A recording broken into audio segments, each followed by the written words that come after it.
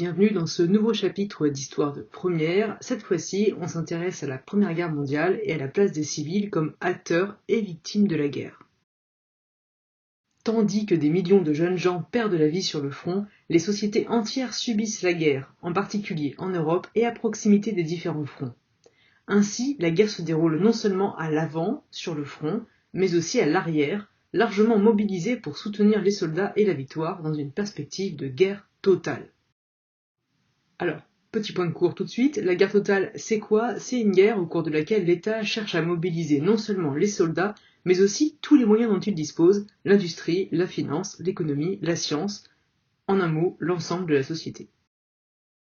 Notre problématique est donc la suivante, comment les sociétés font-elles face à une guerre totale? Pour commencer, on va voir comment les violences et privations impliquent-elles malgré eux les civils dans le conflit. Avant tout, les civils subissent les violences de la guerre au fur et à mesure de l'avancée du front. En août 1914, 6500 civils sont tués par les Allemands au nord de la France et en Belgique. Ils subissent les bombardements et les exactions des troupes, les pillages, les viols, etc. Ils sont aussi soumis au travail forcé.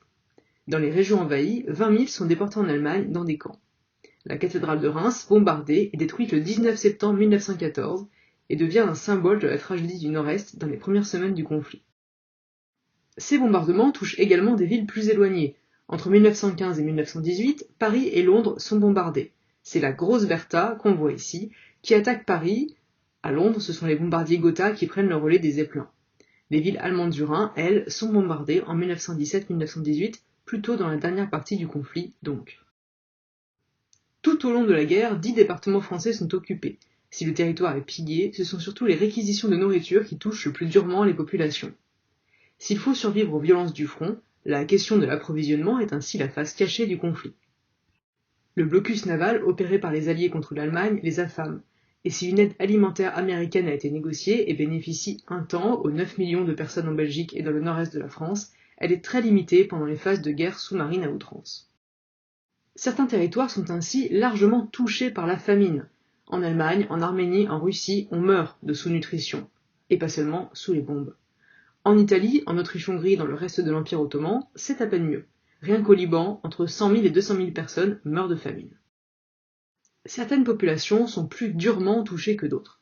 Dans l'Empire ottoman, ce sont les populations chrétiennes et en particulier les Arméniens qui font l'objet de violences terribles, qui vivent, comme on le voit ici, dans les 6 vilayettes au nord-est de l'Anatolie. Pourtant, le sultan s'était engagé à la fin du siècle précédent à protéger ces minorités. Néanmoins, dès 1895-96, des massacres ont lieu faisant 200 000 morts chez les Arméniens. Les choses s'aggravent encore en 1908 avec l'arrivée au pouvoir des jeunes Turcs, du comité Union et Progrès, un groupe de nationalistes cherchant à turquifier l'Anatolie. Fin 1914, quand l'Empire ottoman s'engage aux côtés des empires centraux, formant la Triplice, leur principal adversaire est la Russie. Or, les Russes sont chrétiens, comme les Arméniens et les Assyro-Chaldéens. Quand les premières défaites arrivent, le CUP accuse ces derniers de trahison et de compromission avec l'ennemi. En avril 1915 commencent alors les premiers massacres. Le 27 mai est adoptée une loi autorisant l'armée à déplacer les habitants des villes et villages soupçonnés d'espionnage. C'est le début des déportations systématiques des Arméniens. Leurs biens sont déclarés abandonnés et sont redistribués à des Turcs locaux ou des émigrés musulmans. En septembre, Talat Pacha, le ministre de l'Intérieur, ordonne par télégramme l'extermination des hommes, des femmes et des enfants arméniens. Ils sont alors déportés depuis l'Anatolie vers Alep, en Syrie, puis vers le désert de Deir ez-Zor où ils meurent de faim, de soif et d'épuisement quand ils ne sont pas directement assassinés. On estime ainsi que 1,3 million de personnes sur environ 2,5 millions d'Arméniens avant la guerre sont mortes pendant ce génocide. Reconnu par le gouvernement ottoman à l'issue de la guerre, il est condamné également par l'Entente qui, dès les premiers récits en 1915, parle de crimes contre l'humanité et la civilisation. Néanmoins, si les civils subissent les violences, ils se mobilisent également. À l'arrière, l'État cherche à mobiliser toute la société et met en place une véritable économie de guerre. Cela commence par une récolte massive de fonds. En effet, faire la guerre, ça coûte cher, et les États manquent très rapidement de liquidités pour acheter des armes et financer leur industrie. Ils empruntent d'abord à leurs alliés, en particulier auprès des États-Unis, mais ils mettent aussi en place des emprunts nationaux. De grandes campagnes officielles, comme on voit ici, sont alors lancées pour demander à la population de prêter de l'argent pour soutenir les soldats au front. En 1916 est d'ailleurs mis en place le premier impôt sur le revenu en France. Des collectes et des campagnes de charité permettent de compléter l'ensemble et d'améliorer le quotidien des soldats sur le front. Les usines tournent également à plein régime avec les hommes réformés ou non mobilisés.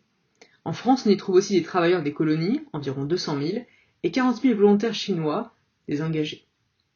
Les femmes, aussi, occupent les emplois laissés vacants par les poilus, notamment celles qu'on va appeler les munitionnettes qui travaillent dans les usines d'armement.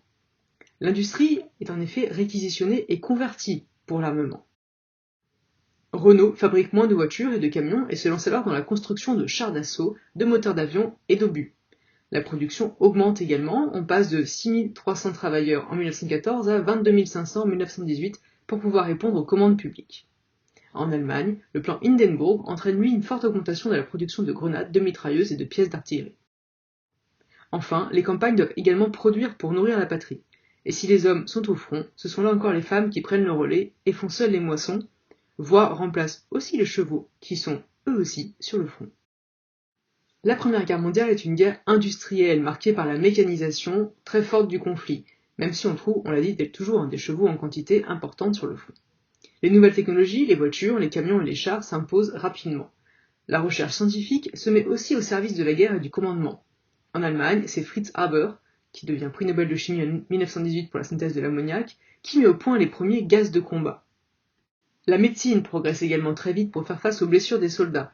Face à la multiplication des gueules cassées, la chirurgie réparatrice fait des progrès majeurs, notamment pour la reconstruction maxillofaciale, tandis qu'on tente de prendre en charge les tremblants, ces soldats qui subissent un stress post-traumatique.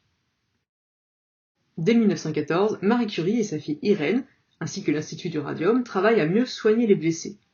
Elle crée des unités mobiles de radiologie qu'on appelle les petites curies, qui permettent de visualiser sur le front les balles et les éclats d'obus dans le corps des soldats, évitant souvent leur amputation.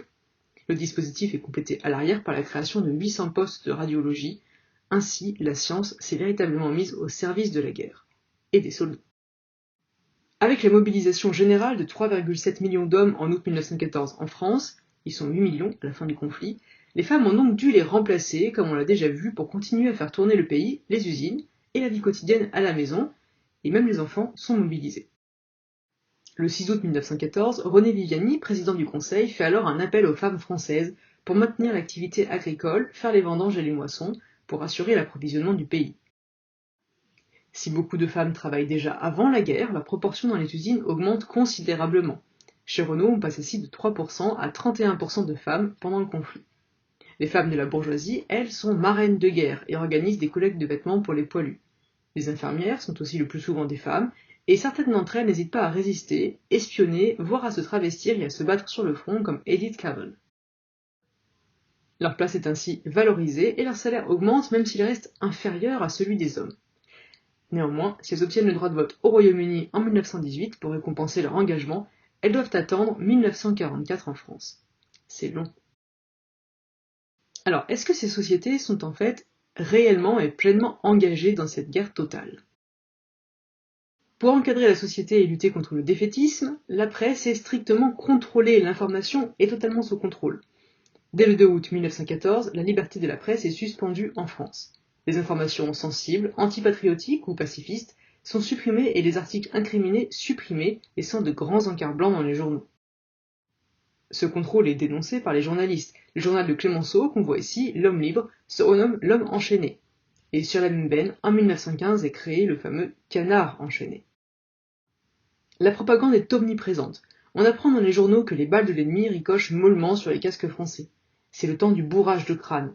Les actualités cinématographiques mettent en avant des soldats français héroïques et minimisent les défaites. Enfin, le service postal des armées encadre très strictement le contenu des millions de cartes postales envoyées par les poilus à leurs familles, qui doivent se tenir à des discussions plates et creuses, sans jamais décrire réellement leurs conditions terribles de vie dans les tranchées ou leur peur au front, sous peine de subir la censure. Les sociétés baignent en effet dans ce qu'on a appelé une culture de guerre. Dès le 4 août 1914, le président du Conseil appelle les députés et les Français à l'union sacrée. Il faut mettre de côté les querelles au profit de l'effort de guerre. On cherche alors par tous les moyens à assurer la population d'une victoire rapide et rassurer sur la vie au front par la propagande qui est omniprésente. On la retrouve non seulement dans la presse, mais aussi dans la rue au travers de nombreuses affiches. Celles-ci mettent en avant le patriotisme, l'héroïsme des soldats et surtout dénoncent la barbarie de l'ennemi qui est diabolisée. Ainsi, aux États-Unis, on encourage à la conscription au slogan de Destroy this mad brute, tandis qu'en Allemagne, les affiches décrètent que Dieu punisse l'Angleterre. Cette culture de guerre infuse ainsi largement la société. Même les jeux pour enfants sont infusés par la guerre et cette haine de l'ennemi. Cette culture de guerre n'a pourtant pas permis d'obtenir l'adhésion de tous ni l'union sacrée véritable. Antoine Pro et Jay Winter nous disent que l'uniforme n'abolit pas les identités. La mobilisation générale en France et en Allemagne n'a en effet pas laissé le choix de l'engagement aux soldats ni à leurs familles. Et si une partie de la société a effectivement adhéré à la guerre, face à l'horreur du front, beaucoup ont fini par se désolidariser. Dès 1915, les premières permissions permettent aux poilus de découvrir les embusqués et les profiteurs à l'arrière. Savoir que certains hommes en âge de combattre ne sont pas au front à leur côté participe aux mutineries de 1917. À l'arrière, le pacifisme s'exprime peu jusqu'à cette fameuse année 1917.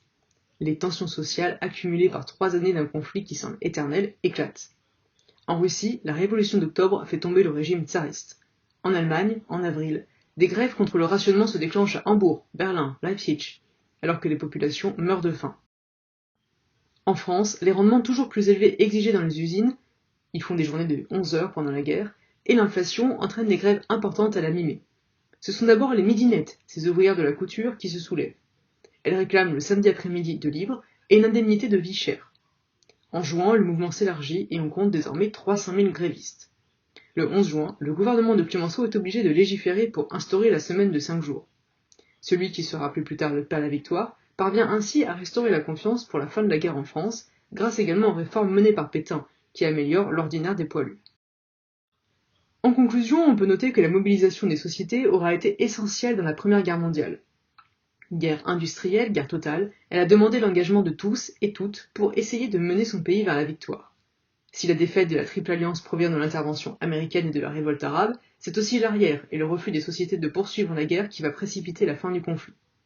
L'Autriche-Hongrie s'effondre ensuite au soulèvement en Croatie, Slovénie et Hongrie, tandis qu'en Allemagne, le soulèvement des marins de Kiel et la mise en place des conseils ouvriers dans toutes les villes provoquent l'abdication de Guillaume II le 9 novembre 1918.